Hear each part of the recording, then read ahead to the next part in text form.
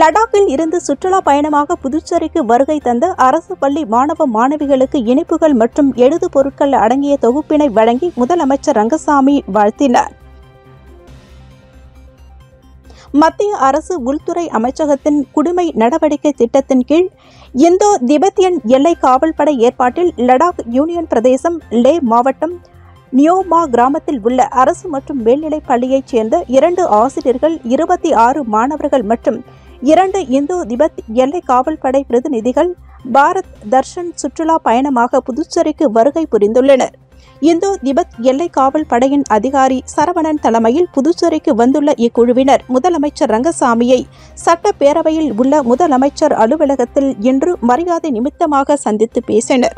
அப்பொழுது ஆசிரியர்கள் மற்றும் மாணவர்களுக்கு முதலமைச்சர் ரங்கசாமி இனிப்பு மற்றும் எழுது பொருட்கள் அடங்கிய தொகுப்பினை வழங்கினார். புதுச்சேரியில் 2 நாட்கள் தங்கியிருக்கும் இக்குழுவினர் புதுச்சேரியின் முக்கிய சுற்றுலா தலங்களுக்கு சென்று பார்வையிட உள்ளனர். புதுச்சேரியில் கடல் சீற்றத்துடன் காணப்படுவதால் கடற்கரைக்கு வரும் பொதுமக்கள் மற்றும் சுற்றுலா பயணிகள் கடலில் குளிக்க காவல்துறையினர் தடை விதித்துள்ளனர். புதுச்சேரியில் குறைந்த காற்றழுத்த தாழ்வு நிலை காரணமாக கடல் சீற்றத்துடன் காணப்படுகிறது. இதனால் சுற்றுலா பயணிகளை கடற்கரை மணலில் இறங்க காவல்துறையினர் தடை விதித்துள்ளனர். பழைய துறைமுக பகுதியில் கடலில் இறங்கி மக்கள் குளித்து மகிழ்வது வழக்கம்.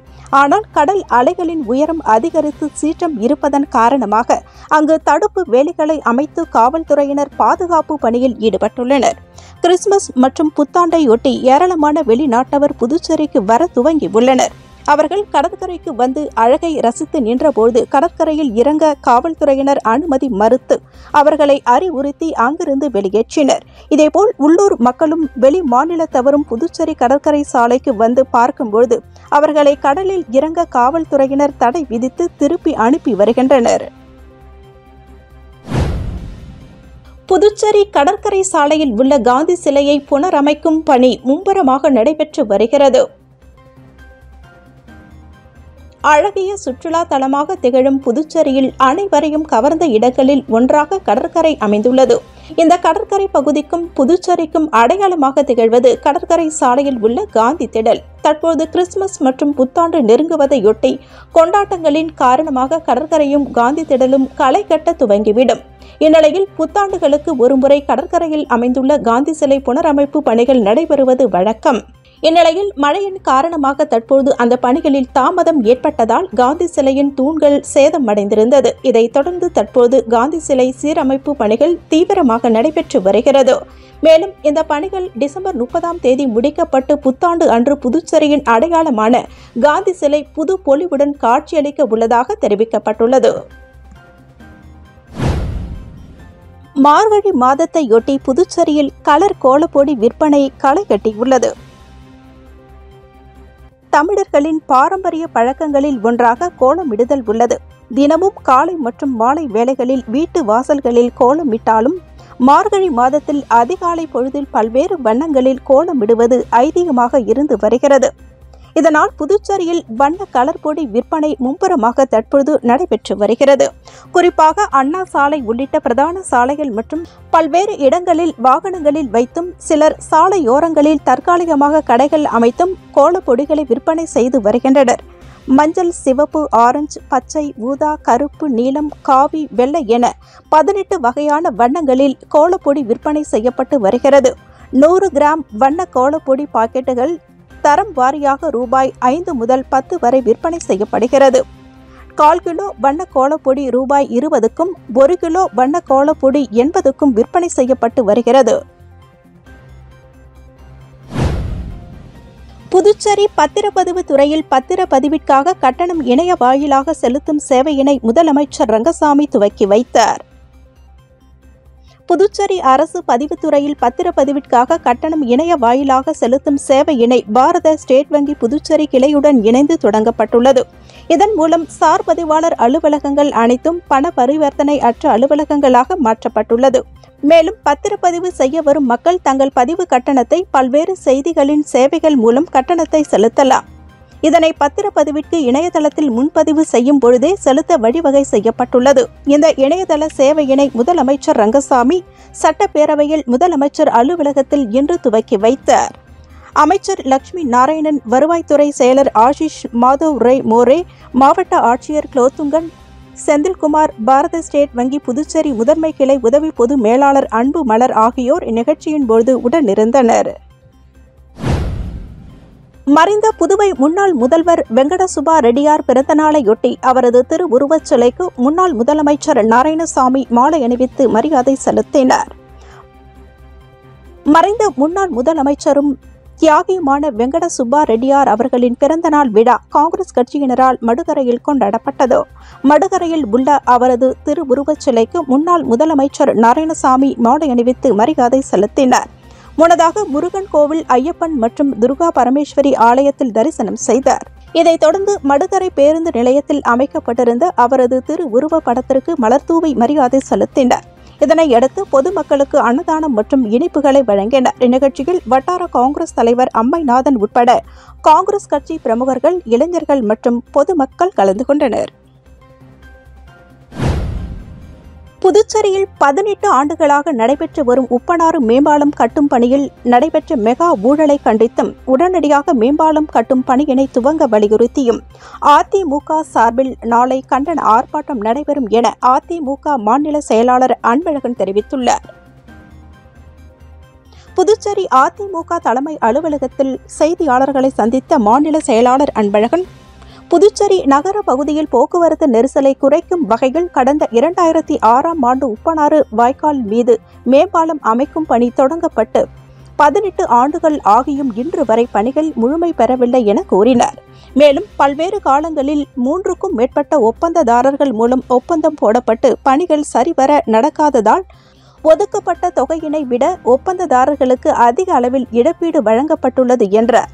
இதில் 70 கோடி ரூபாய்க்கும் மேல் விஞ்ஞான ரீதியில் ஊழல் நடைபெற்றுள்ளது என்ற அவர், மேம்பாலம் கட்டும் பணியினை திட்டமிட்டு செயற்கையாக நிறுத்தி அதன் மூலம் பொதுப்பணித்துறை அதிகாரிகள் முறைகேட்டில் ஈடுபட்டுள்ளதாக குற்றம் சாட்டினார்.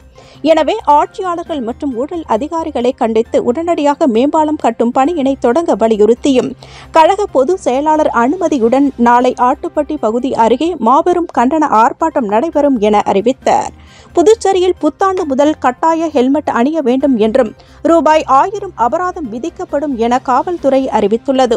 காவல்துறையின் இந்த அறிவிப்பு 4வது முறையாக புதுச்சேரி மாநிலத்தில் ஒரு தனியார் நிறுவனம் தன்னிடம் உள்ள ஹெல்மெட்டுகளை உடனடியாக விற்பனை செய்வதற்கு மட்டும் உதவக்கூடிய அறிவிப்பாக இது உள்ளது என்றார். எனவே நகர பகுதியில் ஹெல்மெட் அணிய வேண்டும் என்ற உத்தரவை திரும்பப் பெற வேண்டும் என வலியுறுத்தினர். கனமழையுடன் சூறைக்காற்று வீசும் என வானிலை ஆய்வு மையம் அறிவித்துள்ள நிலையில் ஆழ்கடலுக்கு மீன்பிடிக்க செல்ல வேண்டாம் என புதுவை மீனவர்களுக்கு மீன்வளத்துறை எச்சரிக்கை விடுத்துள்ளது.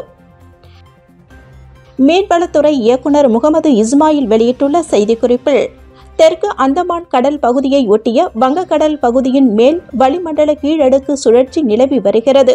இதன் காரணமாக 24 மணி நேரத்தில் தென்கிழக்கு வங்கக்கடல் பகுதியில் காற்றழுத்த தாழ்வு பகுதி உருவாகக்கூடும் என வானிலை ஆய்வு மையம் எச்சரிக்கை விடுத்துள்ளது. காற்றழுத்த தாழ்வு வலுப்பெற்று மேற்கு வடமேற்கு திசையில் தமிழக கடலோர பகுதிகளை நோக்கி 2 நாட்களில் நகரக்கூடும். இதனால் வரும் 19ஆம் தேதி வரை தமிழகம், புதுச்சேரி கடலோர பகுதிகளில் மணிக்கு 35 கிலோமீட்டர் முதல் 45 கிலோமீட்டர் வேகத்தில் சூறாவளி காற்று வீசக்கூடும் என்றும் இடையிடையே 55 கிலோமீட்டர் வேகத்திலும் காற்று வீசக்கூடும். எனவே புதுச்சேரி மீனவர்கள் ஆழ்கடல் பகுதிக்கு மீன்பிடிக்க செல்ல வேண்டாம் என்றும் புதுச்சேரி கடற்பகுதியில் பாதுகாப்பாக மீன்பிடி தொழிலை மேற்கொள்ளலாம் என வானிலை எச்சரிக்கையை தொடர்ந்து கவனித்து வர வேண்டும் எனவும் குறிப்பிடப்பட்டுள்ளது. புதுச்சேரி முன்னாள் முதலமைச்சர் வெங்கட சுப்பா ரெட்டியார் பிறந்தநாளையொட்டி அவரது திருவுருவச் சிலைக்கு அமைச்சர் லட்சுமி நாராயணன் மற்றும் காங்கிரஸ் கட்சியினர்கள் மாலை அணிவித்து மரியாதை செலுத்தினர். புதுச்சேரி முன்னாள் முதலமைச்சர் வெங்கட சுப்பா ரெட்டியாரின் பிறந்தநாள் புதுச்சேரி அரசு சார்பில் இன்று கொண்டாடப்பட்டது. அதையொட்டி புதுச்சேரி மறைமலை அடிகள் சாலை வெங்கட சுப்பா ரெட்டியார் சிலை சந்திப்பில் அமைந்துள்ள அவரது திருவுருவச் சிலைக்கு பொதுப்பணித்துறை அமைச்சர் லட்சுமி நாராயணன், சட்டமன்ற உறுப்பினர் லட்சுமிகாந்தன் ஆகியோர் மாலை அணிவித்து மரியாதை செலுத்தினர். அதைத் தொடர்ந்து காங்கிரஸ் கட்சி சார்பில் முன்னாள் முதலமைச்சர் நாராயணசாமி, முன்னாள் அமைச்சர் கந்தசாமி, ஷாஜகான் உட்பட காங்கிரஸ் கட்சியினர்கள் வெங்கட சுப்பா ரெட்டியார் திருவுருவச் சிலைக்கு மாலை அணிவித்து மரியாதை செலுத்தினார்கள். காரைக்காலில் கால்நடை விவசாயிகளின் கோரிக்கையினை ஏற்று ஜிஎன்எஸ் அறக்கட்டளை சார்பில் தென்னங்குடி கால்நடை மருத்துவமனைக்கு ரூபாய் 50,000 மதிப்பிலான மாடு தூக்கும் இயந்திரத்தை அறக்கட்டளை நிறுவனர் ராஜசேகர் வழங்கினார். காரைக்கால் மாவட்டத்தில் கர்ப்பகாலங்களில் மாடுகள் சுமை தாங்காமல் படுத்து விடுவதால் அதை தூக்கி நிறுத்த மரங்களை கொண்டு கட்டி நிற்க வைத்து வந்தனர். இதனால் கன்றுகளுக்கு பாதிப்பு ஏற்படும் நிலையில் வெளியூர்களில் இருந்து மாடு தூக்கும் இயந்திரங்களை வாடகைக்கு எடுத்து வந்து மாடுகளை பாதுகாத்து வந்தனர். இந்நிலையில் கால்நடை விவசாயிகளின் கோரிக்கையினை ஏற்று ஜிஎன்எஸ் அறக்கட்டளை சார்பில் ரூபாய் 50,000 மதிப்பீட்டில் கரூரில் இருந்து வரவழைக்கப்பட்ட மாடு தூக்கும் இயந்திரத்தை இன்று திருநள்ளாறு தொகுதிக்கு உட்பட்ட தென்னங்குடி கால்நடை மருத்துவமனைக்கு அறக்கட்டளை நிறுவனர் ராஜசேகரன் வழங்கினார்.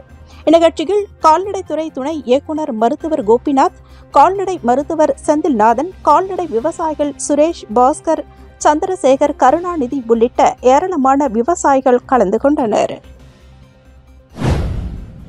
புதுச்சேரி மக்கள் முன்னேற்ற கழகத்தின் சேர்மன் வெங்கட்ராமன் முன்னாள் சட்டமன்ற உறுப்பினர் சுவாமிநாதனை சந்தித்து பேசியிருப்பது அரசியல் வட்டாரத்தில் பரபரப்பை ஏற்படுத்தியுள்ளது. புதுச்சேரி பாஜக முன்னாள் நியமன சட்டமன்ற உறுப்பினர் சுவாமிநாதன் புதுச்சேரி மாநில மக்கள் முன்னேற்ற கழகத்தின் சேர்மன் வெங்கட்ராமனின் இல்லத்திற்கு நேரில் சென்று சந்தித்தார். இன்றைய அரசியல் சூழ்நிலை குறித்தும் எதிர்வரும் காலத்தில் புதுச்சேரியின் தனித்தன்மையினை பாதுகாக்க எடுக்க வேண்டிய நடவடிக்கைகள் குறித்தும் விரிவாக கலந்து ஆலோசித்தனர். இதற்கு முன்னர் சட்டமன்ற உறுப்பினர் நேரு மற்றும் அதிமுக துணை செயலாளர் வையாபுரி மணிகண்டன் ஆகியோரை தனித்தனியாக நேரில் சந்தித்து ஆலோசனை நடத்தினர். சட்டமன்ற தேர்தல் நெருங்கி வரும் நிலையில் அரசு கட்சி தலைவர்கள் தனித்தனியாக சந்தித்து ஆலோசனை நடத்துவது புதுச்சேரி அரசியலில் பரபரப்பை ஏற்படுத்தியுள்ளது.